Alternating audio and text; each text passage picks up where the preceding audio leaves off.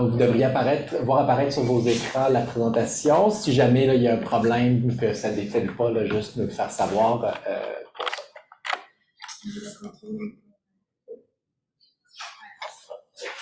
Je vais juste marquer ça.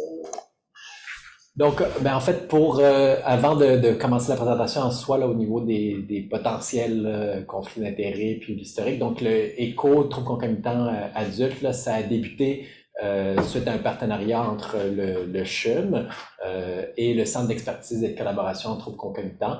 Donc, pour ceux qui connaissent peut-être moins les services, là, au CHUM, il y a des services de psychiatrie des toxicomanies et de médecine des toxicomanies qui ont un rôle d'offrir des services aux gens qui ont des troubles d'usage, mais aussi là, des troubles concomitants et qui ont aussi un rôle un peu là, de soutien là, au reste du réseau. Puis le Centre d'expertise et de collaboration en troubles concomitants, vous allez voir là, tout à l'heure à la fin, là, on va vous montrer un peu là, le site web puis comment y accéder. Mais c'est un centre d'expertise qui a été développé par le RUIS de l'Université de Montréal pour soutenir un peu plus là, le réseau dans le traitement là, des troubles concomitants. Puis on a reçu du financement du ministère de la Santé et des Services sociaux, puis de la Banque Royale également, mais ils n'ont pas de droit de regard là, sur le contenu qui est de...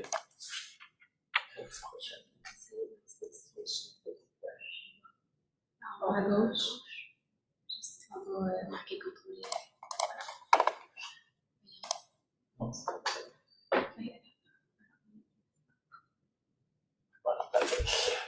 Donc, au niveau des objectifs, on va faire un bref rappel là, sur l'histoire et les principes du programme ECO, comprendre un peu là, c'est quoi le modèle d'apprentissage collaboratif, connaître un peu c'est quoi les modes d'évaluation, puis pour ceux qui le souhaitent, là, il y a un projet de recherche auquel vous pouvez participer.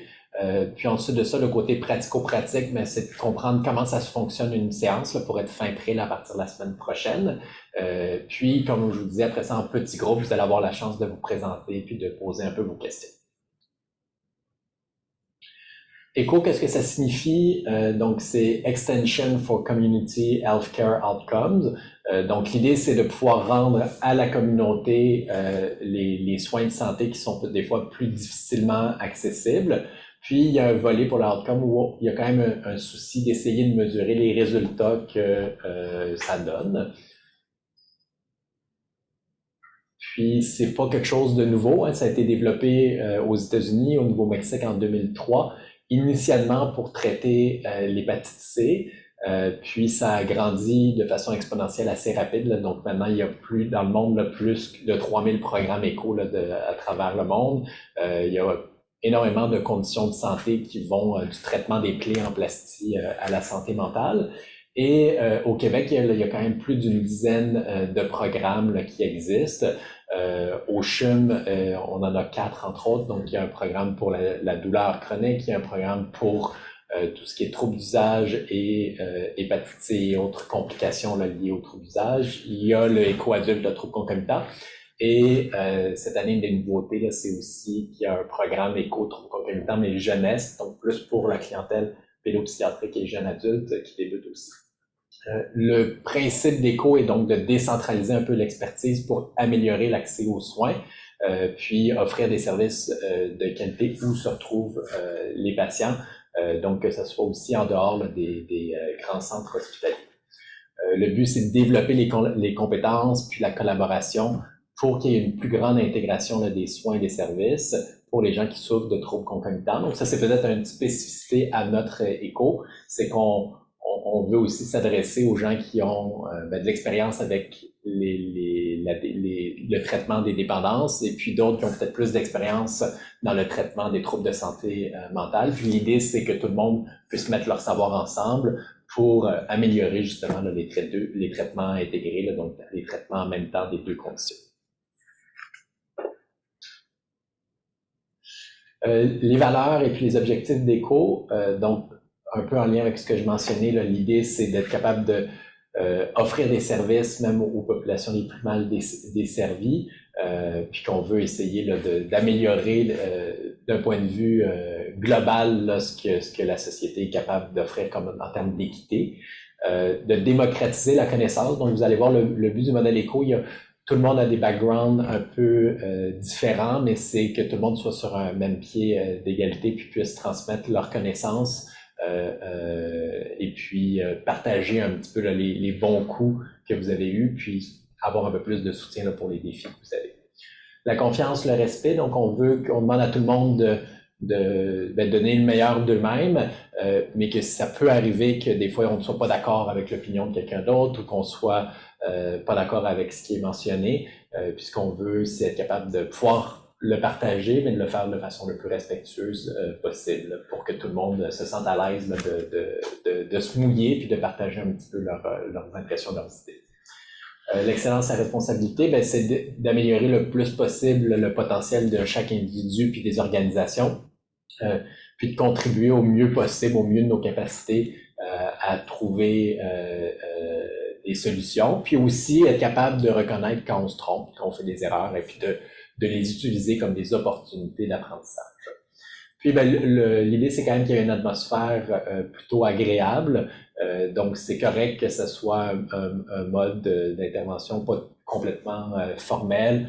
C'est possible d'ailleurs comme c'est sur l'heure du midi, là, de manger en même temps qu'on le fait. C'est possible s'il y en a qui font une blague, on sera pas choqué pour ça, donc c'est correct que ça soit plaisant.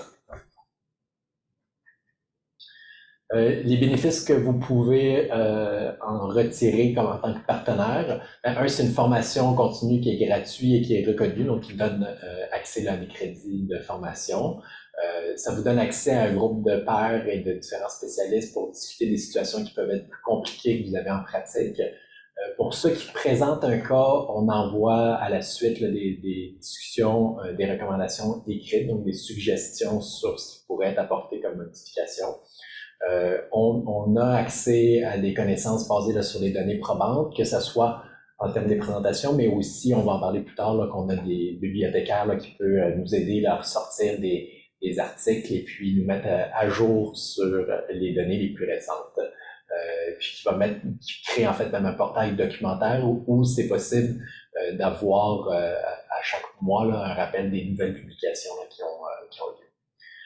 On veut que vous développiez bien sûr vos compétences, mais aussi un plus grand sentiment d'efficacité dans la prise en charge là, des troubles concomitants, donc de vous faire aussi plus confiance dans ce que vous êtes en mesure là, de faire. Puis un autre aspect, puis ça on a essayé de trouver là, cette année là, des stratégies pour l'augmenter un petit peu plus par rapport aux autres années, c'est de pouvoir développer votre réseautage, certains partenariats, peut-être des gens dans votre région que vous ne connaissez pas et puis qui ont des bonnes idées ou que vous pourriez garder contact. Donc, c'est un début aussi là, qu'il y a une forme de communauté.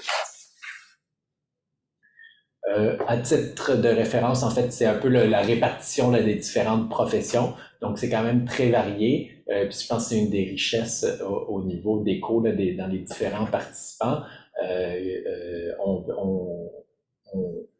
ratisse assez large, que ce soit au niveau du réseau de la santé, au niveau de la santé mentale, au niveau de la dépendance, mais aussi au niveau du communautaire. Donc, il y en a un peu pour tous les goûts, puis ça enrichit beaucoup là, les discussions.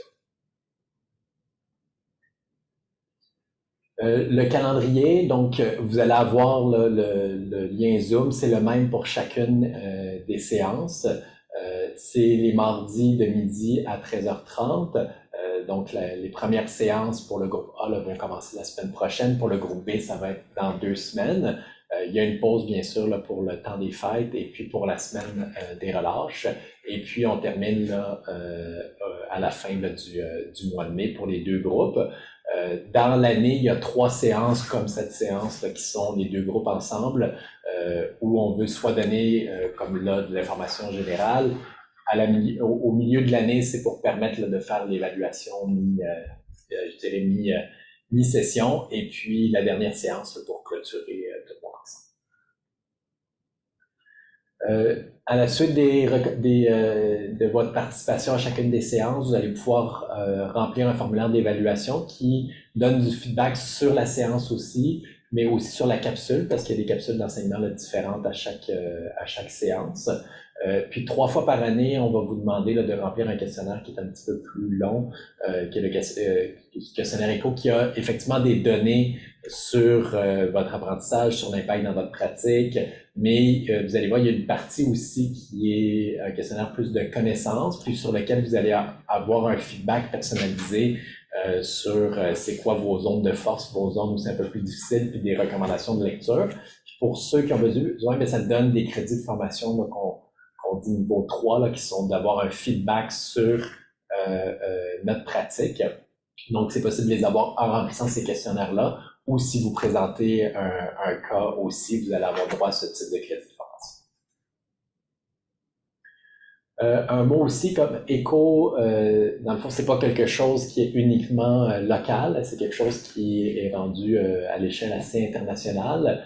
Il y a l'Institut du Nouveau-Mexique qui demande à maintenir là, une certaine idée de, ils veulent savoir dans le fond, mais il y a combien d'échos à travers le monde, il y a combien de participants.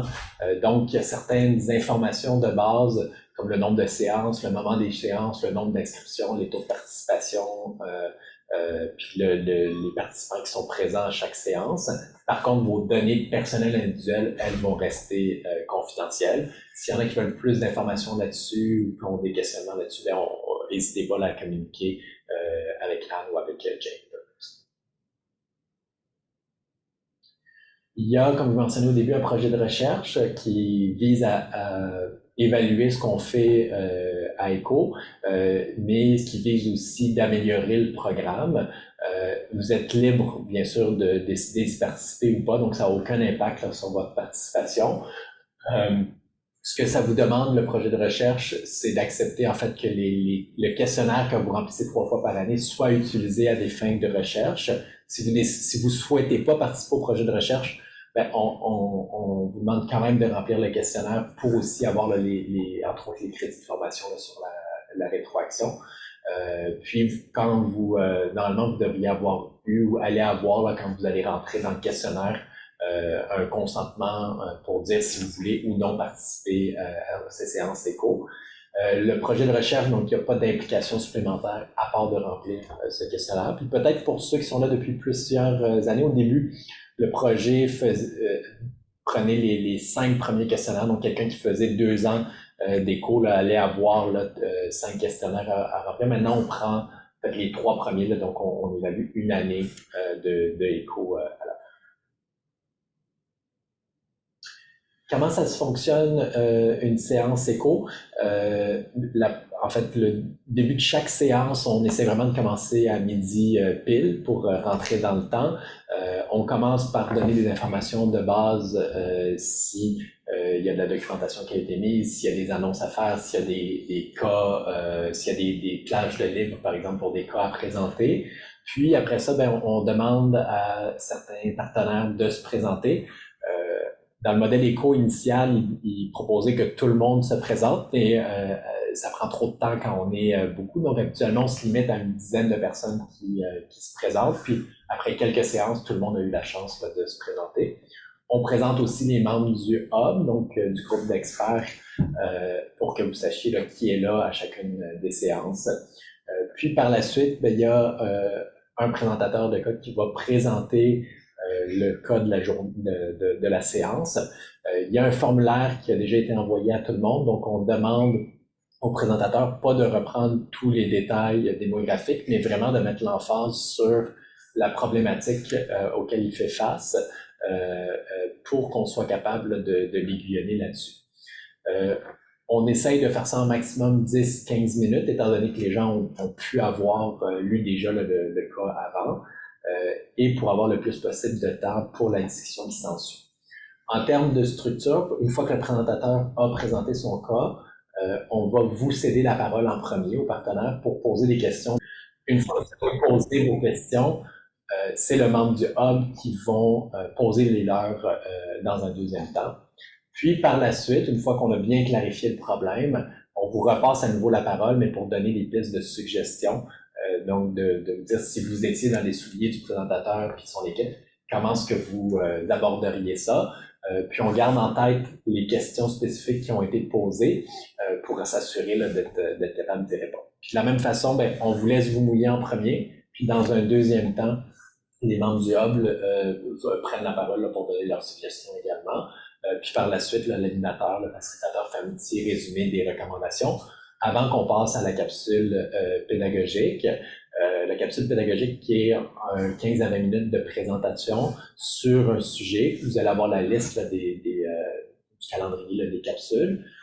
C'est sûr que seulement les capsules ne peuvent pas ratisser l'ensemble des troubles concomitants. Donc, c'est des choix qui ont été faits selon les commentaires des autres années, selon des choses importantes à connaître. On s'est rendu compte avec les années que le degré d'expérience des partenaires était très variable. Donc, une des choses qui a été faite, c'est qu'il y a certaines capsules de base qui ont été préenregistrées et que vous allez pouvoir aller consulter. Puis cette année, on va essayer là, de pouvoir vous le dire d'avance. Donc, si par exemple, on veut parler de l'entretien motivationnel chez une certaine population, puis qu'il y a une capsule d'entretien motivationnel plus générale qui a été faite, on va vous dire d'avance que c'est possible d'aller la regarder si vous n'avez jamais entendu parler de l'entretien motivationnel pour être à jour là, quand vous y allez. Puis on va vous montrer là, tout à l'heure comment faire pour y avoir accès. Puis, c'est correct, tu peux passer à la prochaine. Dans les présentations de cas, les cas présentés sont d'une complexité quand même très variable. Donc, vous allez voir qu'il y a des fois des cas extrêmement complexes qui sont présentés, qu'il y a eu énormément d'essais, puis où on va chercher là, des nouvelles pistes d'intervention. Mais c'est aussi très correct de présenter un cas nettement moins complexe en termes d'historique, mais pour lequel vous avez certains enjeux. Donc, c'est pas obligé d'être le pire cas de votre pratique, le pire cas de l'équipe. Ce qu'on veut, c'est qu'il y ait un trouble concomitant, donc qu'il y ait un enjeu de trouble d'usage et un enjeu de santé mentale, et puis que vous ayez des questionnements sur comment je fais pour intégrer, comment je fais pour traiter cette situation-là. Donc, c'est très correct que la complexité des cas varie d'une séance à l'autre.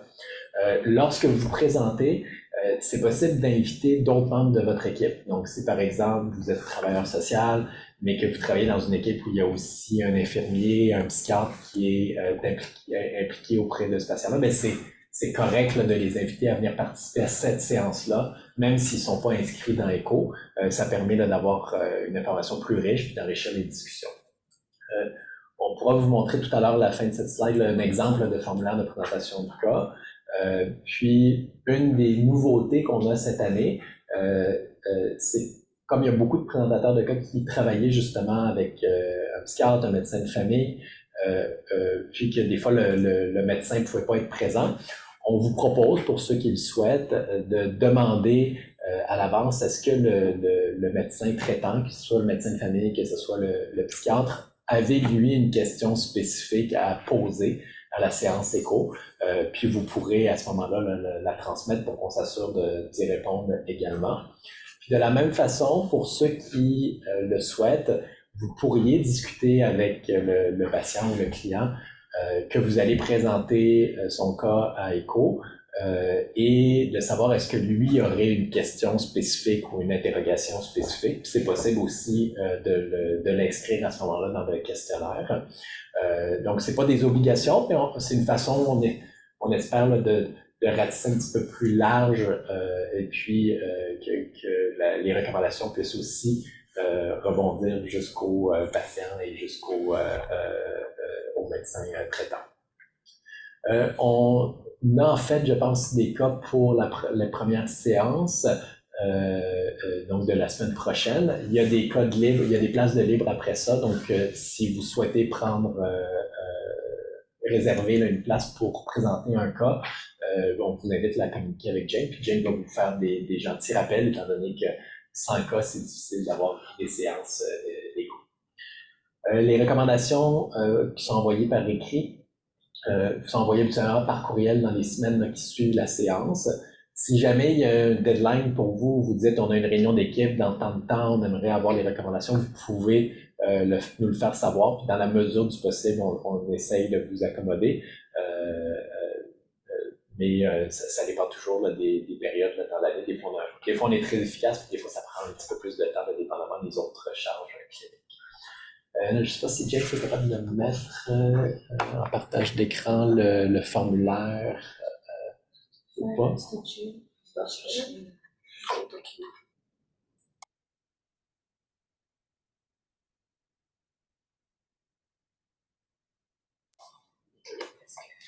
Voilà. Donc, on peut défiler vers le bas. Donc, on a enlevé là, le nom des CFC, on a envoyé les recommandations. Dans chaque recommandation, il y a toujours un avertissement qui est de base, qui mentionne en fait que même s'il y a des recommandations, comme on n'a pas pu avoir accès ni au dossier ni au patient, ben, c'est des suggestions, mais qu'il faut que c'est vous qui restez, puis l'équipe traitante là, responsable du cas. Puis par la suite, on essaie toujours de faire un petit résumé là, peut-être l'enjeu principal que vous aviez initialement. Puis là, si on descend plus bas, les recommandations vont être organisées en fait dans des recommandations biologiques, puis psychosociales, puis administratives. Dépendamment des situations qu'il y a eu, des fois, il y a certaines explications supplémentaires qui vont être rajoutées là, dans les recommandations, par exemple sur des doses de médicaments ou sur certains tests là, à faire. Puis, c'est un peu la même chose au niveau psychosocial, où on va essayer, oui, de vous dire quel type d'approche vous pouvez faire, mais aussi de peut-être illustrer par certains exemples, puis mettre certaines références que vous pouvez aller pour avoir plus d'outils là, cliniques qui sont là. Tu peux continuer à descendre plus bas. Donc, la dernière portion, qui est la portion plus administrative. Puis, à la fin de chaque recommandation, on vous fait un rappel qu'on vous dit que c'est possible de demander une présentation de suivi de cas. Donc, surtout là, les gens qui vont présenter à cet automne-là, mais des fois, 6 mois plus tard, les choses ont changé. Des fois, il y a certains problèmes qui se sont améliorés, d'autres qui ont pris de l'ampleur. Des fois, les choses vont très bien. On est content d'avoir un feedback sur comment ça s'est passé. Puis à ce moment-là, il y a deux façons de le faire. Soit ça peut être un suivi assez court parce que les choses vont bien, puis c'est simplement pour donner un feedback sur ce qui s'est passé, puis peut-être mettre l'emphase sur ce qui vous a permis de deviner l'impasse. Puis, à l'inverse, si jamais il y a des nouvelles difficultés ou que vous êtes à nouveau en impasse, puis que vous voulez représenter le cas pour des nouvelles recommandations, c'est possible aussi de le faire à ce moment-là. Puis, on pourrait essayer de montrer maintenant le questionnaire. Pendant qu'on met le questionnaire, j'en profite aussi pour vous mentionner qu'il y a un chat dans Zoom. On favorise vraiment là, dans les séances écho que les gens échangent de vive voix, gardent leur caméra ouverte pour que ce soit le plus interactif possible. Par contre, il y a à chaque année des gens qui ont des petits enjeux de micro, que pour X raison, la technologie ne permet pas d'avoir accès à la caméra. C'est possible d'utiliser le chat à ce moment-là là, pour poser vos questions. Pour le faire. Donc, on priorise les échanges de vive voix, mais c'est possible également d'utiliser le chat. Donc, normalement, là, vous devriez voir le formulaire de présentation de cas. Donc, vous allez recevoir, bien sûr, là, une identification pour le nombre d'échos. C'est important de ne pas mettre le nom du patient, hein, si on veut que tout soit anonymisé. Puis, vous allez pouvoir mettre, par exemple, votre nom puis le lieu de pratique. Pour aussi qu'on soit capable de savoir, c'est pas la même réalité, dépendamment de la région du Québec où vous trouvez, là, donc on peut s'adapter le plus possible les recommandations à votre réalité. Si on descend plus bas, donc il y a à la base, l'enfant, ce qu'on veut savoir, c'est justement c'est quoi la problématique principale, la raison pourquoi vous présentez le cas à ECHO, puis on le demande de le faire sous forme de questions. Idéalement, le plus vous êtes capable d'être spécifique, le plus on est capable de donner des recommandations quand même précises. Puis, c'est possible justement, comme on dit dans ces questions-là, d'ajouter le questionnement du médecin traitant et de la personne concernée. Ensuite de ça, si on descend, il y a toute une série d'informations plus démographiques. Puis je dirais que c'est ce genre d'informations-là que c'est correct quand vous présentez le cas de vive voix, à moins que ça ait un impact majeur, mais que vous le rementionnez pas. On a ensuite de ça un historique là, de la santé mentale, des diagnostics passés puis des diagnostics qui sont retenus actuellement. On a rajouté cette année là, parce qu'il y a plusieurs cas qui des fois avaient des enjeux au niveau psychologique, neuropsychologique. Est-ce qu'il y a eu des évaluations formelles en psychologie, en neuropsychologie? Puis est-ce qu'il y a un statut légal, par exemple? Est-ce que la personne est sous le tribunal administratif du Québec Ensuite de ça, il y a toujours une petite section évaluation de la dangerosité parce que c'est un point quand même assez important à avoir en tête. Puis, par la suite, si on descend encore un peu, là, c'est l'historique plus de la consommation, qui est fait sous forme de tableau pour que ce soit pas trop difficile pour vous à remplir. Puis ça vous donne aussi un rappel là, des différentes substances là, qui peuvent être questionnées. Si on continue à diminuer. On a rajouté cette année quand même le côté écran, jeux vidéo, donc qui ne sont pas des diagnostics formels dans le DSM, mais qu'on voit de plus en plus souvent, là, donc on l'a rajouté là, cette année. Il y a toute l'évaluation un peu là, des risques à la consommation. Puis après ça, ben, on a plus les antécédents familiaux, l'histoire médicale de la personne.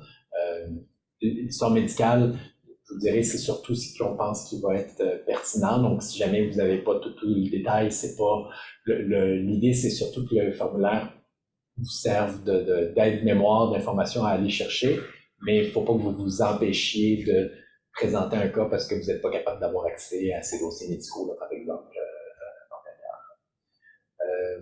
Ensuite de ça, il y a une section aussi si jamais il y a des laboratoires pertinents qui ont été faits. On parle ensuite de ça des habitudes de vie, puis de l'histoire personnelle, donc plus psychosociale. Puis on vous donne des guides un petit peu là, pour vous aider à structurer là, cette histoire psychosociale. On a rajouté cette année là, un événement traumatique passé parce que dans la population qu'on a, c'est des choses qui arrivent quand même assez fréquemment et qui sont assez pertinentes à avoir en tête. La médication, donc on vous invite là, à écrire le nom des médicaments quand vous êtes capable de les avoir. Ça serait possible aussi pour ceux qui ont accès au DSQ, qui veulent envoyer le DSQ. C'est juste très important, par contre, de bien anonymiser à ce moment-là, donc de s'assurer de vraiment cacher là, les informations personnelles du patient pour être sûr que ça ne ressort. Puis finalement, la dernière section, c'est plus sur ce que la personne a déjà eu comme suivi en santé mentale, en dépendance, et puis c'est quoi leur suivi actuellement. Puis si tu descends plus bas. Une des autres nouveautés de cette année, c'est de savoir, ben, dans la réalité que vous avez, à quel point vous arrivez ou pas, là, selon vous, à intégrer certains traitements de santé mentale et de dépendance. Puis ça, si vous n'êtes pas sûr de comment vous le faites, c'est pas dramatique, c'est juste qu'on veut susciter la réflexion sur comment est-ce qu'on peut nous-mêmes, dans notre réalité, essayer d'intégrer les traitements pour bonifier ce qu'on fait en trouble concomitant. Puis on termine avec vraiment une information un peu plus sur la situation actuelle, puis les forces et les objectifs de la personne en soi. On peut remettre la présentation.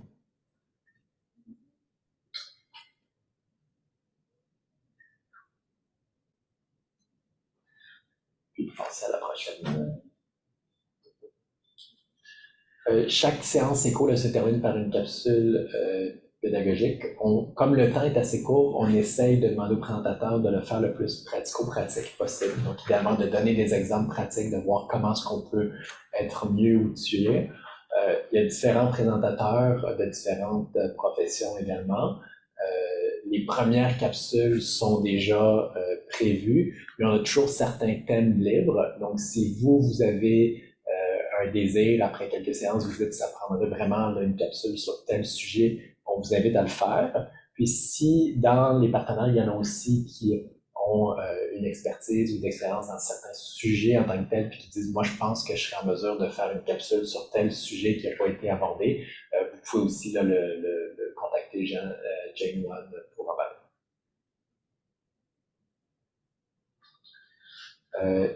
On vous a mis un rappel pour les capsules qui ont déjà été enregistrées auxquelles je faisais référence. Donc, vous avez là, la liste des capsules s'il y en a qui veulent le faire. Puis comme on vous dit, on va essayer de vous dire cette année d'avance s'il y en a que vous pourriez aller voir avant là, de voir la capsule de la semaine suivante.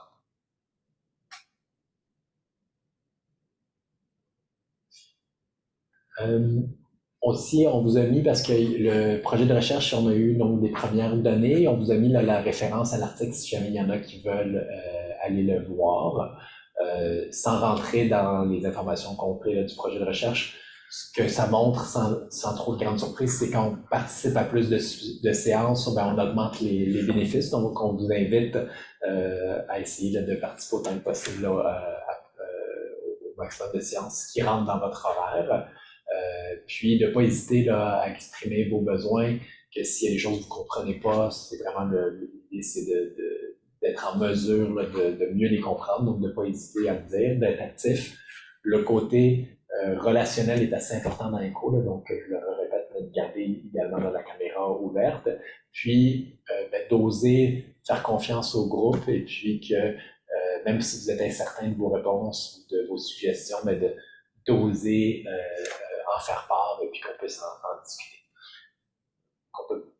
Puis, oui, j'avais oublié, en fait, j'avais mentionné tout à l'heure qu'on essayait de bonifier un peu l'aspect réseau, partenariat. Une des choses qui a été faite, c'est que dans la répartition des groupes A et B, il y a un éventail de gens qui travaillent en milieu urbain, en milieu plus ruraux, en région plus éloignée, plus proche des grands centres. Mais on a essayé de répartir quand même dans chacune des régions les gens d'une même région pour augmenter un peu les chances de faire du partenariat, du réseautage au sein même de cette région-là. Puis, normalement, vous devriez avoir eu l'information qu'on vous demande si vous étiez d'accord de partager votre courriel avec les gens, les autres membres de la communauté éco, pour que quelqu'un d'une région qui voudrait avoir de l'information, par exemple, à propos d'un programme qui a été discuté là, par un autre partenaire de sa région, puisse entrer en contact avec lui là, par courriel. Donc, on essaye de bonifier un petit peu là, ce qui a été. Je pense qu'Anne, tu veux compléter là-dessus? Oui, bonjour, mon nom c'est Anne Vitevangel. Je suis impliquée dans le développement de ECO. Donc, merci d'être là. Je suis contente d'être avec vous. Je voulais juste apporter un peu de détails sur ce que Simon vient de dire. Pour ceux qui ont donné leur accord et leur permission d'échanger, on va vous envoyer une liste d'ici 1 ou 2 semaines avec tous les membres de votre groupe, pas uniquement de la région, parce qu'on ne sait jamais si vous avez envie d'échanger avec quelqu'un d'autre, mais on va vous envoyer une liste par courriel. Voilà, merci. Merci Anne. On peut passer à la prochaine. Les attestations des crédits, on les envoie une fois par année en juillet. C'est un crédit par heure de présence et puis il y a 3 crédits là, pour les 3 questionnaires là, qui ont été remplis. C'est possible d'avoir un crédit là, de type 3 là, sur la rétroaction lorsque vous présentez un cas également. Donc là, je vais céder la parole à notre bibliothécaire plus pour parler du portail documentaire. Oui, merci. Donc, mon nom, c'est Nolwenn Célie-Goalec, donc je suis bibliothécaire à la Bibliothèque du CHUM. Je vais faire une petite présentation de quelques minutes, donc je vais prendre le contrôle de l'écran. Juste pour vous indiquer où se trouve le portail documentaire, qu'est-ce qu'il y a sur le portail, et vous parler un petit peu de la veille. Alors, juste pas faire de bêtises. Ok, je pense qu'on va aller par là. Ok. Alors, dans le fond, là, on est sur le site, dans le fond, du CECTC, donc du RIS de l'Université de Montréal. Et vous avez ici un onglet Services. Sous l'onglet Services, vous avez ici un onglet Portail documentaire. Donc, quand vous cliquez ici, dans le fond, c'est une page de présentation du portail, mais ce n'est pas le portail en tant que portail. Le portail, il se trouve vraiment sur le site de la bibliothèque. Donc, il y a une petite manipulation pour s'y rendre. Si vous ne vous souvenez pas de ce que je dis, ce n'est pas très grave parce que vous avez ici un petit résumé, une petite vidéo qui résume le processus d'accès. Donc, une fois que vous êtes sur cette page de présentation, donc vous cliquez ici sur l'onglet, enfin le petit lien pour vous rendre directement, donc effectivement sur la page de la bibliothèque du CHUM. Il faut descendre un petit peu ici parce que vous atterrissez sur la page de la veille et en dessous vous avez donc le portail documentaire. Donc de facto vous arrivez ici sur une page d'accueil avec une petite présentation du CECTC. Puis nous, ce qui nous intéresse aujourd'hui, c'est vraiment l'onglet Programme Éco-Adulte. Donc, dans le fond, vous voyez, quand on clique dessus, vous allez avoir toutes les séances par ordre chronologique. Là, on a fait un petit peu le ménage, donc effectivement, là, c'est des séances qui sont pas encore, qui n'ont pas encore eu lieu, mais qui vont avoir lieu prochainement. Puis, vous voyez, c'est séparé par groupe A et groupe B. À l'intérieur, ici, on va mettre dans le fond de la documentation que les bibliothécaires vont aller chercher, qui sera validée par les experts, en rapport, en lien, dans le fond, avec la séance citée plus haut. Ce que je voulais vous montrer ici, tantôt, Simon parlait des capsules pédagogiques enregistrées. Vous avez ici un lien pour vous y rendre, donc toutes les capsules qui ont été enregistrées antérieurement. Puis, je voulais aussi vous parler, donc vous allez avoir un onglet pour, le programme Éco-Jeunesse, donc les lignes directrices, puis la bibliographie qui vont fonctionner un petit peu de la même façon. Ce que je voulais vous montrer aujourd'hui, donc en bibliographie, vous allez avoir, tout ce qui a déjà été, trouvé sur des sujets. Ce qui se passe, c'est qu'elles sont présentées par ordre, chronologique, mais ce qui peut être très, très intéressant là, c'est d'aller le changer pour, donc keyword, mot-clé. Puis là, vous allez avoir regroupé donc toute la documentation par, sujet dédié, donc ce qui est peut-être, plus facile pour se repérer. Puis je voulais vous parler aussi, donc nous avons 2 onglets ici, donc veille scientifique et veille médiatique. Donc ça, c'est un bulletin. En fait, ça fait partie d'un service offert par la Bibliothèque du CHUM. Normalement, si vous faites partie, déjà du groupe ECHO, vous devez déjà le recevoir, mais si, vous ne le recevez pas, je vous invite à vous y abonner. Dans le fond, vous avez juste à cliquer ici, «S'abonner à la veille». Puis vous allez vraiment avoir, dans le fond, c'est la bibliothécaire, dédiée qui va vraiment faire une sélection, donc à travers, tout ce qui est des articles scientifiques, puis, dans la presse de façon plus générale, donc tout ce qu'il y a en lien avec, le sujet des troubles concomitants, donc qui nous intéresse, ici. Hem voilà pour aller assez vite dans la présentation, du portail. Je vais Merci beaucoup, arrêter le Nolwenn. partage. Hop, voilà. Puis, ensuite, il y avait Véronique aussi là, qui va vous glisser un mot plus sur le service là, de soutien conseil aussi, là, qui c'est pas nouveau là, de cette année, mais qui commence à prendre un peu plus du galon et puis qu'on publicise un petit peu plus. Donc, Véronique, je ne sais pas si je te cède la parole. Puis, juste avant que Véronique, en fait, pendant que Véronique se prépare, je voudrais juste rajouter que par rapport au portail, on va toujours mettre le lien du portail dans le chat à chaque début de rencontre. Et Jane, quand elle va envoyer le document relié au cas qui va être présenté la semaine suivante, donc elle va l'envoyer autour du jeudi, vendredi, on va toujours mettre aussi le lien vers le portail. Donc, ça va être facile pour vous de le retrouver. Voilà.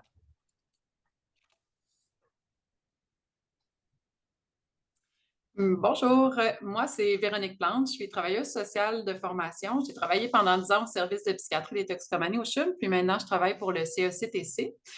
Puis, entre autres, je coordonne le service de conseil scientifique. Puis, je voulais profiter d'aujourd'hui que vous soyez tous là pour vous le présenter. Puis, pour si jamais vous voulez solliciter ce service-là, en fait, c'est un service gratuit. Pour expliquer un peu comment fonctionne ce service-là, c'est via notre site Internet du CECTC, sous le service conseil scientifique. Je pourrais mettre le lien après dans le chat. C'est un service pour répondre à des questions qui sont en lien avec le trouble concomitant. Les questions peuvent être très variées. Il faut que ce soit des questions qui sont peu ou pas répondues par la littérature scientifique ou que vous croyez que ça pourrait être bien d'avoir un résumé des différents écrits qui ont été faits sur cette question-là. Donc, comment ça fonctionne? Il y a un formulaire pour poser la question initiale. Ensuite, nous, on a une banque, on fait une rencontre brève avec vous pour préciser la question. Puis, on a une banque d'experts d'environ 70 personnes qui sont du milieu académique, du milieu clinique également. Puis, on essaie de trouver un expert qui peut répondre de façon la plus appropriée possible à votre question pour que ce soit aussi une réponse qui soit très terrain et clinique puis qui soit utile pour la personne qui l'a posée. Puis après que l'avis scientifique a été rédigé, c'est nouveau, mais on fait maintenant une illustration, un résumé illustré de l'avis qui a été émis. Donc, cette illustration-là peut vous servir, entre autres, à soit faire de l'intervention ou même de vous en servir comme outil clinique de votre côté. Puis, comme vous voyez sur l'écran, il y a présentement 6 conseils scientifiques qui ont été rédigés et qui sont disponibles sur notre site Web. Tous ces avis-là, c'est environ 4 à 6 pages, donc c'est assez bref à lire. Puis, c'est une mise en contexte et après des pistes cliniques aussi d'intervention. Tous ces avis-là sont disponibles. Si on passe à la prochaine slide, je voulais vous montrer quand même, ça ressemble à quoi l'illustration. Présentement, elle n'est pas disponible encore, mais elle va l'être dans les prochaines semaines. Ça, c'est le résumé illustré qui avait été fait pour les stratégies pour les gens qui utilisent le cannabis, puis qui sont hospitalisés en psychiatrie. Donc, ce qu'on a fait, c'est une illustration de réduction des méfaits sur l'utilisation de cannabis et des pistes d'intervention pour tout intervenant et dans les unités de psychiatrie, mais aussi ça peut servir dans n'importe quelle autre organisation ou, que vous avez à intervenir avec des gens qui ont un problème psychiatrique et qui utilisent le cannabis. Donc, c'est le type d'avis d'illustration qui vont être émis. Donc, dans le chat, n'hésitez pas à nous solliciter, peu importe la question que vous avez en tête, si ça a un lien avec le trouble concomitant, si vous voulez avoir une réponse. Ça peut également être, disons, un cas clinique que vous voyez régulièrement puis qui vous crée plusieurs impasses, mais ça peut même être un bon sujet qu'on peut tenter de répondre sur des recommandations générales de qu'est-ce qui peut être fait comme intervention pour ce cas clinique-là que vous avez plusieurs embûches quand vous le rencontrez. Donc, n'hésitez pas à nous solliciter. Nous, on va faire une brève rencontre avec vous pour vous dire si est éligible ou non votre question. Puis, au plaisir de vous lire. Puis, juste avant, étant donné que vous êtes toutes là, je voulais quand même vous dire qu'on est toujours en cours d'inscription pour la journée scientifique du CECTC qui va avoir lieu le 15 novembre. La thématique de cette année, c'est mieux soutenir les intervenants. La formation, c'est une formation d'une journée qui peut être faite en ligne ou en présentiel. Puis, c'est 30 $ plus taxes et vous avez des crédits de formation également. Donc, pour vous inscrire, c'est sur le site Internet du CECTC. Je vais vous mettre également le lien dans le chat pour que vous puissiez aller voir. Merci beaucoup. Merci, Véronique. Donc, on va passer à la séance plus en petits groupes où vous allez être dirigé donc dans un plus petit groupe où il y a un membre du HUM qui va être présent.